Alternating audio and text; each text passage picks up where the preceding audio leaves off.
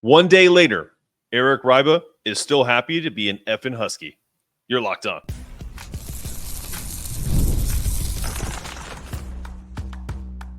You are Locked On UConn, your daily podcast on the UConn Huskies. Part of the Locked On Podcast Network, your team every day.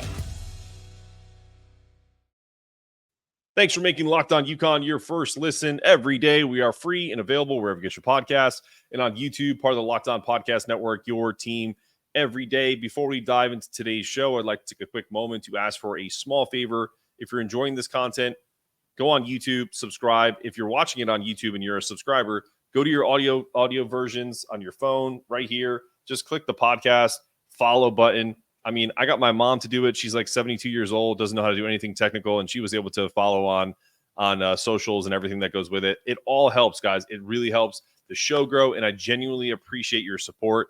Every follow, subscription, download not only helps build our UConn community on the Locked On Network, but also generates more revenue for UConn NIL as we're giving 10% of proceeds to the podcast, to Bleeding Blue for Good. And also, we're excited to partner with Husky Ticket Project.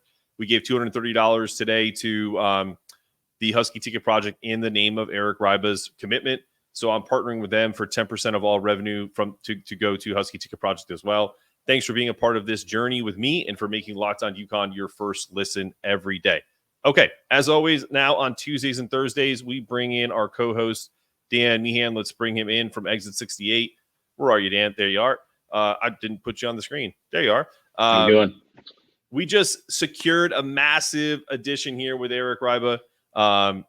He was, from what I heard from circles, he was their number one target, in particular because 7'1" guys that can shoot the three and space the floor don't grow on trees. So he's officially committed to the Huskies out of Bullis School in Maryland, just outside of DC.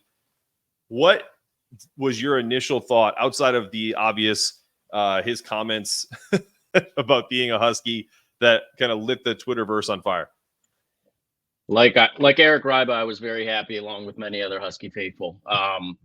My initial thoughts, I've been tracking this kid for the last couple months as he's kind of gotten higher and higher up the recruiting rankings board. He's been top 100 for the last year, but similar to Braylon Mullins, who, the Huskies hope to, bring in a week from now, Darius Adams, those guys were all top 100 in the last year, and they have just skied towards top 30 territory. Reibe's no different. 7-footer that can put the ball on the deck, move like he can, shoot. I believe he's a lefty, which, brings its own idiosyncrasies to the court. It's just, he is a total modern basketball weapon. He's what Dan Hurley in this offense covets. He can do a little bit of everything. He can move without the ball. And the size is just undeniable. You're talking about Donovan Clingan with shooting and dribbling skills here in that offense. With those pieces, look out. Yeah, I talked to my dad on a regular basis about UConn, and he's been a little busy, and I've asked him if he knew about Eric, and he's like, I'll have to check him out. I said, well, you have to remember, like, this guy is, as you said, it's like having Donovan Clingan's height, maybe a couple inches shorter. Sure. Yep, 7'1", true 7-footer, but having the ability to shoot the three like Alex Garabin. Like that, I said, that's the vision. That's essentially what I would, just the comp I would give coming into the team. And going back to Eric and listening to his comments about why he was sold on UConn, it was all about track record, player development, recent success. Doesn't hurt to go visit him right after you go visit the White House after winning back-to-back titles. So I think UConn made an impression that day more than anything, and with that ultimate recruiting flex. As you mentioned, he is a total package for what this. He's kind of like if UConn's offense, if Luke and Dan could go into like the player, create a player in if college 2K existed or something like that. And they could say, okay, I need a 7-footer that's about 240, 250, because that's probably what he'll play at, and can shoot the three, but also can play some decent defense, but gives them floor spacing. I mean, would you agree with that? Yeah, absolutely. It goes to it's just a testament as to, and it further proves his maturation over the last year, skying from, he's been top 100. The size is obviously there. He can shoot international game, shot up the rankings from top 100 down to top 30. And they took note of it, and they went all in to get this kid. They've been on flights left and right, going down there. Yep. The same day that they go see Joe Biden at the White House, they're going to recruit this kid. And for good reason. They knew what he was. He is a total package, triple threat, dribble, pass, shoot, and a willing and able defender, but also someone that covets. And this is a testament to not only the recruits that are eyeing UConn for good reason, but they want to sign off on you as a player as well. And the fact that Hurley and Kamani and Luke, went all in recruiting wise for this kid, I think should tell you all you need to know. Absolutely. The best thing about him is when you read about him in ball screen scenarios and you actually watch some of it, brings up multiple options. He can pop to the 3-point line. I talked about this a couple days ago. Short roll for mid-range and little floaters. But if they do need to, like they did sometimes last year when they knew they had an advantage down low, and dump it down low to him, like they did to Donovan in his sophomore year. That's something that I think he's going to develop over time as he gets a little muscle, as he kind of grows into this position at UConn. Because let's face it, I had a YouTube comment yesterday talking about, well, it's great that we have 3-point shooting, but you have to remember, a lot of their wins in the last 2 seasons came with good post presence, and I agree to that. It's a part of the formula. But this kid can do both. Let me read to you what Bruce Kelly, his coach at Bullis Academy, said. Eric has always been a force on the offensive end. His ability to shoot and pass will help space their floor. He said his commitment to improving defensively over the past year has been notable.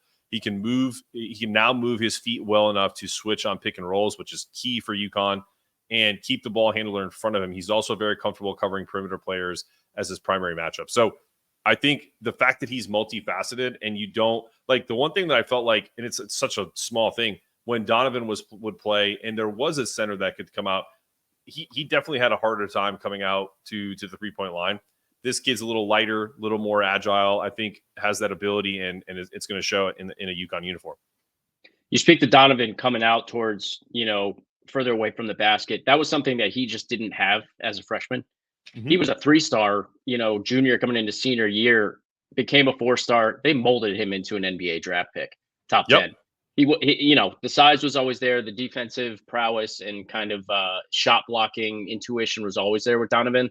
But as an offensive player, he didn't have much of a skill set at the basket. He could catch a lob at 7'2" and dunk over a guy. But coming into sophomore year and then halfway through that season, he became a really good passer at the foul line. So that's, if Reibe is coming in and already has that, that's just a really good weapon for this offense. With you've got guys like Caravan Cutting, he probably won't be here next year, but when you have floor spacing like that, and you have a guy that can come to the foul line, hit a guy on Princeton back cut, or kick out to the 3-point line, or be that guy that can kick out to the 3-point line at 7 feet tall. I don't know how much Hurley and Luke are going to ask of him, in this offense, but this is a type of player that we haven't really seen in the Hurley era at UConn, this skill set. So I'm really excited just to see how they utilize him. He's got another year to mature on the basketball court as well. Sure. He's made incredible strides over the last calendar year, as do most 17-year-olds coming, into their senior year of high school, but this kid's still got a year to go. So.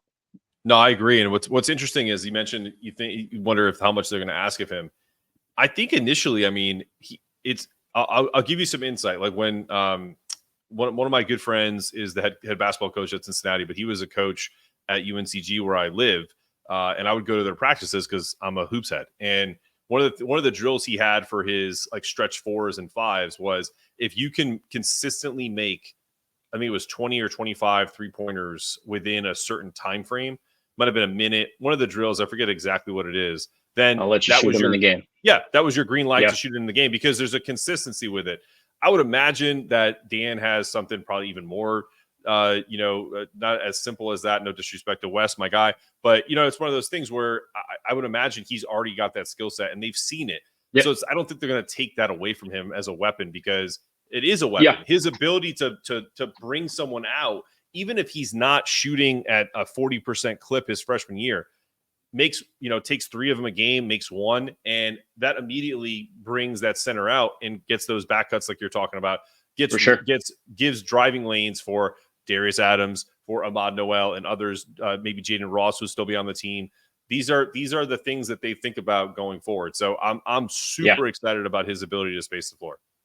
This coaching staff, Lou, Kamadi, Dan, they're about as innovative as it comes. It's been well publicized, with Hurley going on JJ Redick's pod, and just all the chatter online about the horns and the screens and the intricacies of this offense. I can't wait to see how they utilize him. Who knows what, the full package of the personnel on the court is going to be next year. We don't know yet, but super exciting player. You speak to, the Cincinnati coach and letting those guys kind of develop those shots. If you can do it in practice and you can do it in the games. Klingon started shooting more threes in practice. I don't think ever he was right there at the cusp, but that team did not need him to do that on the court. And Hurley was not going to let him. He's made a few jokes about that, but if Reibe can come into UConn and already display that skill set, I'm excited to see how they utilize it. Absolutely. Well, let's take a quick break, and when we come back, let's talk about this 25-26 class as a whole, and maybe Braylon Mullins is next. Let's talk about it coming up after this. What's up, NFL fans? You can start this season with a big return on FanDuel, America's #1 sportsbook. So when you get a hunch in the middle of a game, you can check out the latest stats, view live play-by-play, and so much more on the same page where you place your bets. You'll get started with $200 in bonus bets guaranteed when you place your first $5 bet. That's FanDuel.com. Visit FanDuel.com to get started.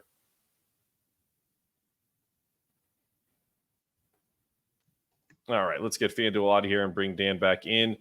What's up, my guy? All right, so here we go. This 25-26 class, we have Darius Adams in the mix. He's a 5-star combo guard from New Jersey, originally played in Indiana, his high school career. He's back in the fold of the East Coast in the tri-state area here. I guess you can call it stores the tri-state area, but you know what I mean. And then you got Eric Reibe, who just committed yesterday, who swore on live TV and made himself a gaggle of fans immediately were excited about his prospects. I mean, I know we make fun of it, and I can't say the word he used on here because I wouldn't be able to put the show up. But I think it's interesting because it's just like the culture that Dan Hurley has created, where these kids can be themselves, and and he wants players that aren't going to feel uncomfortable just saying what he wants, even on a 247 live stream. My favorite thing about that moment was the interviewer. I think his name is Adam Finkelstein. Yep. He was like, okay. Yeah. What are you supposed to? It was like the guy on TV the other night interviewing Kike Hernandez. Yep. It's like, come on, all man. Right. All right. But yeah, I mean, listen, that all jokes aside, you got, I was telling you about this pre-show. What gets me excited about Reibe coming and Darius Adams signed and potentially Braylon Mullins next Wednesday is, if anyone listens to this show regularly, we had Michael Cohen from Fox Sports on to talk about how Dan Hurley turned this team from the Teddy Allen debacle of shooting like 20% in the NCAA tournament to now the juggernaut that you see even just last week or earlier this week in the scrimmage. And it was all about the multi-level shooting threats, the strategic shift in offensive philosophy aimed at leveraging off-ball movement. So the inclusion of these potentially 3, definitely 2 recruits marks an even further addition to this dynamic approach, because as we've noticed, like, as you mentioned, even Donovan wasn't a 5-star. They developed him as time went on. And same with Alex Caravan. So like now they're starting to get these, what you would call more talented players out of high school to come into the mix and learn how to develop into a pro. I don't think we can overstate how much this could impact the UConn program as a whole going forward. What are your thoughts? It is an exciting day to be a Husky. And Reibe, as highly touted as he is, but if they're able to get Mullins as well, I think they're currently with Adams and Reibe signed at the currently 8th ranked recruiting class for next year. If they pull in Mullins, who's currently ranked 16th nationally, they might shoot up to top 3, I would imagine. But speaking to just the overall journey that Hurley's had recruiting in his short time at UConn, it feels like he's been there a decade. It's been 6 years. We're going on 7. If you go back and look at his kind of coaching journey, he was at in New Jersey coaching high school for over a decade. He spends only 2 years at Wagner, and then I think 6 at URI. He has quickly shot up the rankings and goes to a major university in UConn. He starts off his tenure. It's been publicized about how, Calhoun ripped him when he was, he first got to campus and complaining about the environment. And, he picked himself up by his bootstraps and got to work. But it's been a 6-year journey. In 6 years, you're talking about turning over a really ugly looking program was in a bad place. You're coming out of the American, wins back-to-back national titles. It almost, and I've said this, I alluded to this a year ago, we might just be getting started. This program is starting to become, 90s Duke in the way that, the whole world is paying attention. Now you've got the recruits that are paying attention. The development was always happening. They're churning players out. They're making them better basketball players daily, putting them in the NBA. You're coming off back-to-back national titles, and you just made 2 very young men very rich in the top 10 in the NBA draft. If you're a 17, 18-year-old kid who values winning, developing your skill set as a basketball player, and ultimately getting to the league, I don't know how if they want you to come to UConn, I don't know how you don't choose this place. They win, they make you better basketball players, they let you be you, and ultimately get you to the next level, which should be the goal of all these guys. So they, like I said, they might just be on the cusp of something really special here, and you're starting to see that recruiting avalanche take place now. Yeah, no, I think it's always interesting when you kind of take a step back and look at Dan's career. He was the St. Benedict's Prep School's high school coach from 2001 to 2010. Then Hall of Famer now. Took the Wagner job off of that in the NEC, my old Stomping Browns conference from when I was in college and at the Sacred Heart level, now in the MAC. He was there for 2 years. Took the Rhode Island job. He was there for 6 years. From 12 to 18, then now at UConn, going into his 7th year. I think it also is a really interesting point to remember that Dan Hurley talks about the pride he takes in not only developing players, but his journey from like being a high school coach to going to a low major, to then going to more of a mid major in Rhode Island, or higher mid major, and then now obviously in a high major program with UConn, and how that prepared him for what he is doing now. You think, and I'm not, and I know people are going to think I'm doing this to knock Duke and North Carolina, but I'll do it anyway. If you look at their 2 coaches, now, granted, both of them were players at the school. Hubert was an NBA player, obviously, was under Roy for multiple years, and then Shire, obviously, with Kay, who was won a national championship as a coach, is an excellent recruiter, as you're still seeing, but are they good coaches? Like, I don't know if you can say that yet. I think they both, I know that Huber's been to a Final Four and been to a finals. You can't say that about Shire and Duke yet. But it's always interesting because we went through that with Kevin Ollie, where when a hand-picked successor comes in and doesn't go through the fire, do you lose some of that edge? And I think that's something that we never have to worry about with Dan Hurley, because he knows his roots go back to New Jersey and his family. He always has his dad as a person that he can kind of count on for coaching philosophy, for, practice mentality. Obviously, what I had Colby Giacobino on talking about how these kids know that practice at UConn is a war, and they want that. So I think what's interesting about this now stars that he's bringing in, or 4- and 5-star recruits, is you're getting the player now that a lot of fans were like, how come if UConn's so good, how come they don't get like big time recruits? Well, that box has been checked, and it's not, and it's not done in a way where it's just kind of throwing spaghetti on the wall. We'll just figure out the talent. It's strategic where they're going to find players that matter. Jake Weingartner, who will be on the show for a live pod tomorrow, talked about how this Eric Reibe is a perfect fit for UConn because he comes in with the professionalism that already fits their profile, and you know that they hold this process like it's the the Dead Sea Scrolls. Like they don't want anyone to mess with any of their mojo, and they've got it going right now. So it really is kind of amazing to kind of see where he's come from. And also tonight they're celebrating something that happened last year, something pretty cool, right? Got the ring ceremony. Is it Gamble or is it XL? I think it's at Gamble, right? And I've heard the rings are awesome.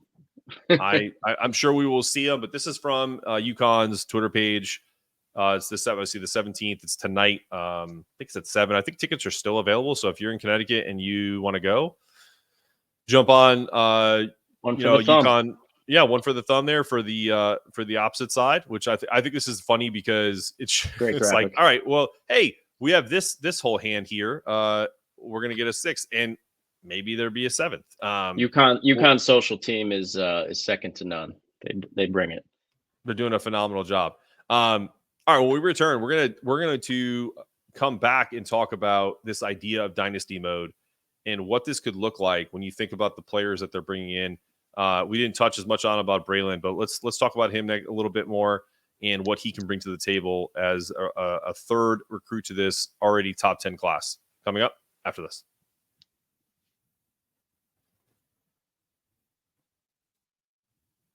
Hey guys, we all know that sometimes intimate moments don't always go as planned, and that's okay. But when it comes to your confidence in the bedroom, there's a solution. Hims is here to help you tackle those tough moments with ease, offering access to personalized ED treatments right from the comfort of your home. Hims has a range of doctor-trusted treatments, including chewable options and generics that are up to 95% cheaper than brand name Viagra and Cialis. And the best part, it's all done online. No uncomfortable doctor visits or insurance needed. You just have to answer a few simple questions on their website, and a licensed medical provider determines the right treatment plan for you. If you're approved, your medication is shipped directly to your door in a discreet package, all for free. With thousands of satisfied customers, Hims is transforming men's healthcare one step at a time. Start your online visit today at hims.com/lockedon. That's hims.com/lockedon for your personalized ED treatment options. Again, visit hims.com/lockedon to get started. Restrictions apply. See website for details.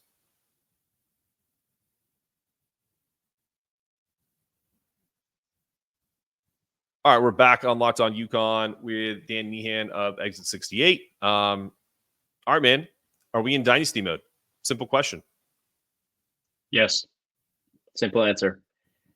I think that what's happening recruiting-wise right now, you're starting to really see the fruits of the labor of what those guys have been doing over the last 6 years during the Hurley era. They are tireless, relentless recruiters. They're hopping on planes left and right. It's what you need to do to get high-end talent. And they're winning right now. Now's when you do it. You put in all this time and this work, developing players, working hard every day in the off season. Hurley's alluded to, the style in which he coaches. It's exhausting. You put in all that work day in and day out for years, and now is when you start to gain some momentum. You've won a couple championships in a row. Now you press. This is something we saw. Duke created their identity in the 90s. Doing this. I keep making that comparison for a reason. Hurley's obviously got his brother, and so he's seen it, in real time with his brother going there and what they built through the 90s, early 2000s, and into today. Similar to Duke and how they use championships to then get recruiting. They had the headline coach. You can do serious damage in the college basketball game if you have the leading man.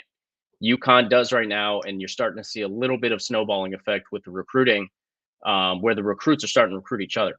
Right. I always, enjoy seeing that on social media. You've got Darius Adams hopping into Reibe's social media comments saying, "Come to UConn. Should I go to Indiana? No, come to UConn." Not only, are you going to become a better basketball player, but it's a better business decision to go through right now, Sure. NBA draft wise. So the proof is in the pudding, and you're really starting to see a snowball avalanche effect with the recruiting. And I can't wait to see what the next 3, 4, 5 years look like for those guys. What's interesting to me is you mentioned a good point about it being a business decision. I think what makes it a good business decision is it's a long-term business decision. It's not, it's not one that you're going to always get the most NIL money from UConn because you're just not like I think that's already been out there. And I love that Dan kind of is controlling the narrative on that to begin with. Like if you're coming here, you want to take the quick bag, go ahead. Yeah. You're probably not for us. Yeah. I heard BYU's got about $600 million of NIL money. Go ahead, go. But if you want to come to a place where you can eventually end up making NBA first round pick money, then you come here. But if and listen, I love that this NIL exists because it keeps players in college basketball longer. Like, for example, because I live in North Carolina, Armando Bacot was a perfect college basketball player. He is not an NBA player, but he probably made $1 million the last 2 years at minimum in each season because he was on a high profile team that does very well, right? And was a 1 seed. And that should still exist. And guess what? If you come to UConn, you have a really good shot of being a pro because we're probably not picking guys who aren't going to be NBA players. But if we did, like Adama Sanogo is a great example. Like Adama Sanogo is a borderline NBA player that is starting to really dominate in these preseason games. And I hope he gets his shot. But he doesn't fit the mold of what the NBA is looking for right now. Someone's going to value that guy very soon. I know he's going to start getting minutes for the Bulls. He's a walking double nightly. I don't care if it's in preseason. That guy can get 10 rebounds in his sleep. You know that. I know that. I think the NBA is always slow to those trends. I said to my dad the other day, it's like Adama was born in the wrong era because if he was born in the 90s, he would have been a top 10 pick. Corliss Williamson, like all these different guys that had the same body type as him that were decent pros because they just played a different game. If it was about ISO ball, he'd be fantastic. But anyway, that I say that to say like UConn is always going to get now these opportunities to get these high major recruits, 4 and 5 stars. But what I love about Dan, and I'll say it 100 times over, is he's not going to follow, and hopefully he'll never be seduced by just the one and done factory that Mike Krzyzewski turned into. Because you mentioned Duke as getting this high profile. Calipari was always like that. I think Calipari's been using NIL money before NIL was a thing. So I people can hate on me for that all they want, but John was wheeling and dealing when he was at UMass. So just think about it from the perspective of Coach K, arguably the best coach in college basketball history, whatever. But it's one of those things where he lost his, in my opinion, he lost his identity. His identity at Duke in the early 90s was developing players. And when the landscape changed, he didn't adapt to it. He just kind of went with the flow. And I don't think Dan Hurley is ever going to do that because I don't think he wants to, nor do I think he mentally can do that. Like that's just not. There's an interesting shift going on, and maybe it's just because we're kind of hypersensitive and paying attention to what UConn does. But when NIL started, and it's still happening. This is what retired Nick Saban ultimately. It just sick of the space when you spent 20, 30 years in football and having it all been done one way. I totally understand, this massive overnight shift into paying players and likeness, and it's essentially free agency is what it is. And Tom Izzo's had his gripes with it. A number of players, I think, with Coach K going away and Shire taking over there, he's still kind of working with the lore that Duke created in the 90s and early 2000s with Coach K. I don't think Duke will ever have an issue getting recruits. No. Will that turn into getting the Final Fours and winning championships? Time will tell. But it's similar. There's almost like a shift of the guard going on where when the NIL era started, it just became paying players, and that's still happening. But you're starting to see a shift with like what you said, with guys staying in college longer, they don't have to rush and take the NBA money like they Yeah, used to. I have to hit on I'm a trending player now. I had a good tournament. I need to go to the NBA now. No, stick around. You can make a few million more bucks, and try to develop your game further. And the NBA is not knocking guys for that anymore. You're it's starting to true. see Cam Spencer was a nobody before he came to UConn, and now he might be playing serious minutes for the Grizzlies. That is player development at its best. They put 4 guys in the league last year, and 2 of them were, I think, was Newton a 5th year? Whether he was 4th or 5th year, those are seniors, and yep. yeah, those are seniors and 5th year players that are getting drafted in the NBA and are going to carve out roles for themselves. So the NBA is no longer knocking guys for staying in school and further developing their game. They get it, but I thought it was interesting with the recruiting of Malik Thomas, who's he's gonna go to a premier program, but the story on him was kind of, he might just be out for some NIL money, and who's gonna offer the most and who can provide for me there. And it seemed like UConn kind of pulled off at a certain point. I don't know. Maybe they're still recruiting him, but I just think it's interesting that you can kind of choose your player now if you're Dan Hurley and that staff, and you don't necessarily have to just pay to play. And they've done that with this class. So. Yeah, no, I like you said, I don't know the full story with Malik. All I know is that the some of the recruiting entities, as Dan likes to call them, have reached out to me and said that not Dan, not anyone like Kamani or Luke, but coaches, just general coaches, were frustrated with Malik and his kind of flippant, like, I'll come, maybe I won't come. That didn't happen at UConn because he did come and take the visit. But like some of his like scheduling issues, they felt like he wasn't taking it seriously. Now, that being said, I think that's happening everywhere. Yeah, and I think but also, like, we also have to remember, and this is also one of those things where UConn wants serious kids to come here, as what's Dan called old souls. He wants guys to come here that have that old school mentality. But I that doesn't mean that Malik isn't. But I don't think he's coming here because they started to. I think with recruiting, you cast a wide net, and then you zero in on guys, and then you press guys. And when you press guys and they don't come to you, then you realize that they're not serious about coming to UConn. And they're getting into the season now too. They right. need to get to work and practice. Yeah. They have less time to recruit. They've had all summer, which is great. But if you're getting to the 5-yard line here and you want to try to close on a player, but you've got to get back to work. I get it. Yeah, and that's the thing, is like, it could also just be, and this someone made a great point. One of the listeners was like, they're also 18-year-old kids. Like, they also just could be changing their mind 15 different times. Sure. And I was just like, that's 100% true, because their games are still developing. Some of these guys, like I alluded to, Reibe, Braylon Mullins, Darius Adams, they were all top 100 in the last calendar year, but they're still developing, becoming better basketball players. Their stock changes by the week as they go through, the summer and the AAU kind of basketball calendar. So yeah, no, nothing against these guys. And I don't know if this is always going to be the truth before we end this show, but Dan Hurley has truly taken the bull by the horns when it comes to NIL, and essentially just said, we're going to tell you what your value is, and it's going to be like the 7th or 8th thing we talk about when it comes to recruiting you. If you bring it up before then you're not for us. And I think that's part of, he said in an interview that parents and players tell on themselves. And so I don't know when some of that happens in the recruiting mix, when they're involved in some players, but I do know that it likely happens more times than we know. Right? It's a tell.